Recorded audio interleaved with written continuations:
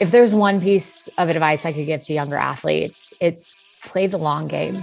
Honestly, you may not think this now, but probably when you're in your 30s, 40s, and beyond, you're going to want to be a lifelong athlete. You know, you're an athlete now, but you're going to want to be an athlete still and competing. I'm 38. I still want to compete just as hard as I did when I was a teenager.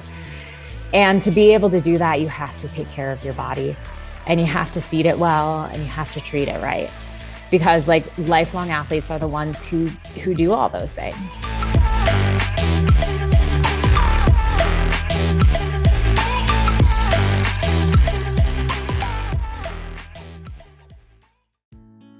Welcome to the Stanford FASTER video series.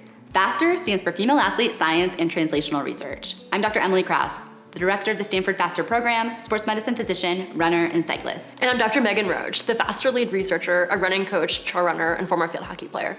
We're creating this video series because we want to help you unlock your own superpowers as a female athlete. We're going to cover fueling, the menstrual cycle, bone health, body image, and mental health, and how these topics relate to stronger athletic performance and also stronger athletic lives. We're gonna break down the science and have female professional athletes share their stories, the successes, the wins, the challenges, and then provide resources to you so that you can optimize your health and performance.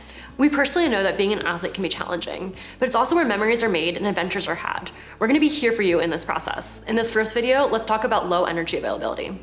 Low energy availability occurs when athletes don't consume enough energy or food to account for exercise and the body's natural processes, such as metabolism, as well as growth and development in adolescence. We compared this process to powering a light bulb. With inadequate power or excessive demand, a light bulb will be left flickering. But when powered adequately, a light bulb can illuminate an entire room. Fueling your body allows your full light to shine.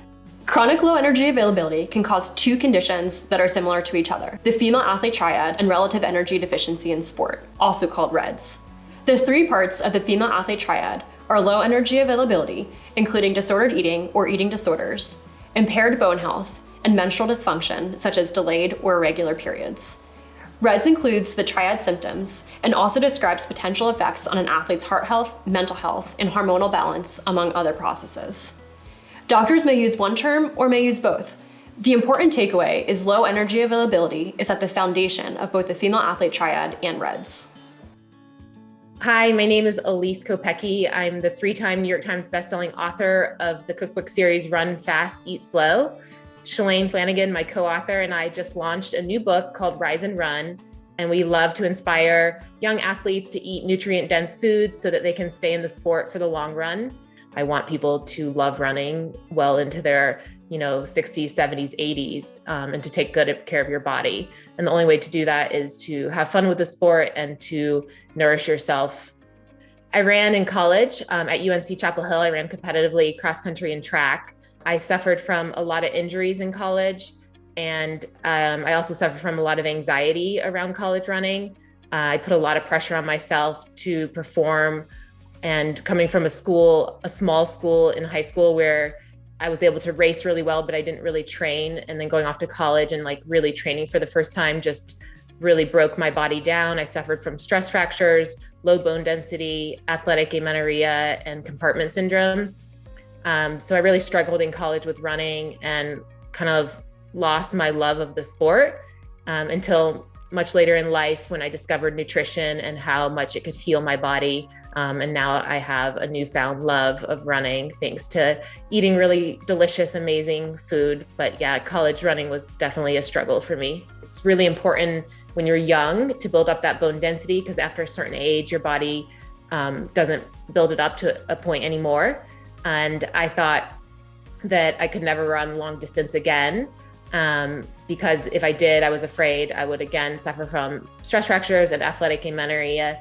But just recently training for my first marathon and really focusing on nutrition and making sure I'm eating 2 indulgent snacks every day and 3 big meals every day, I'm able to keep my period regularly and keep my bone density up. And I was able to follow Shalane Flanagan's marathon training program and not suffer from any injuries or stress fractures. So it just feels like a really huge moment for me to get back into running these kind of high mileage since I wasn't able to do that in my 20s. I definitely feel healthier at 40 than I was in high school, college, and my 20s.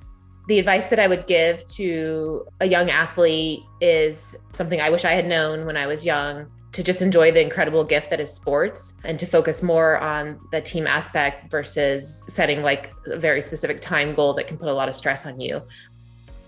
Hi, I'm Rachel Dench and I am a runner. I am a personal trainer and a coach, a running coach, and I tend to work in the endurance field, so mostly from 10K upwards to 50Ks, 100Ks, and the very occasional 100 miler. I am also a dog mum of 2 Labradors called George and Ringo.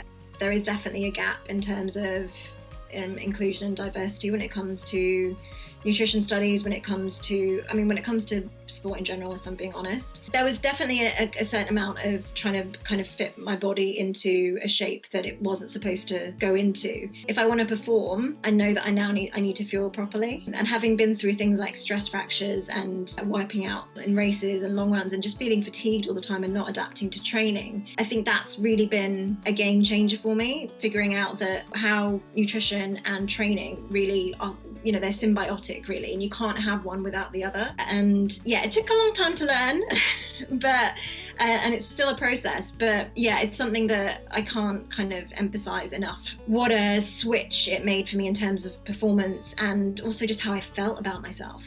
So now I have a snack drawer now that I'm a grown up, and that's really exciting. And so like when I go out on especially on my long runs, I'm like, oh, what snacks am I going to take with me today? And it's like, it becomes kind of like, it does become fun. So I guess food is fun. And I think it's really easy to see it just as fuel. And I think that's kind of a shame because food is delicious. First of all, food is amazing.